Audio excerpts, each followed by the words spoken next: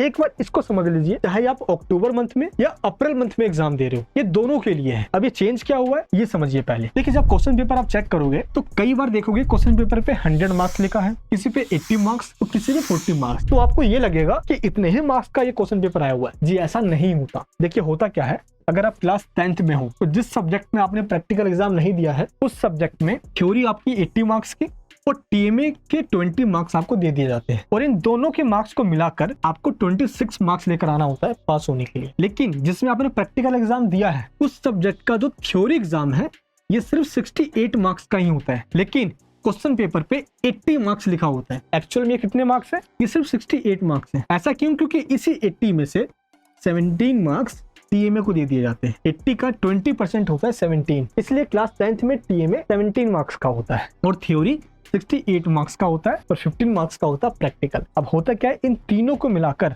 अगर आपके 27 मार्क्स आ जाते हैं तो आप 10th में पास हो जाते हो। 12th का फंडा बिल्कुल अलग है। 12th में जिस भी सब्जेक्ट पे 100 मार्क्स लिखा है समझ लो उसके अंदर प्रैक्टिकल नहीं होता है, इसलिए थ्योरी 80 की और टीएमए के 20 मार्क्स आपको दिए जाते हैं। तो 12th में आपको पास होने के लिए 80 में से 26 मार्क्स लेकर आना ही होता है, और अगर प्रैक्टिकल वाला सब्जेक्ट है तो उस क्वेश्चन पेपर पे 80 मार्क्स लिखा होगा। लेकिन जैसे 10th में अलग है सेम वैसे ही 12th में भी अलग होता है। तो जो थ्योरी पेपर है वो 80 का नहीं होता, एक्चुअल में वो 64 मार्क्स का होता है। तो अगर आपके पास फिजिक्स है, केमिस्ट्री है या पेंटिंग है, डेटा एंट्री या इनमें से क्लास 12th में कोई सा भी सब्जेक्ट है तो ये सब्जेक्ट आपके 64 मार्क्स का ही है थ्योरी का एग्जाम। ये आपको ध्यान रखना है। थ्योरी में पास होने के लिए आपको 22 मार्क्स चाहिए, प्रैक्टिकल में 7 मार्क्स चाहिए विद प्रैक्टिकल वाले सब्जेक्ट्स में, और विदाउट प्रैक्टिकल वाले में सिर्फ 26 मार्क्स आगे पास हो जाओगे आप।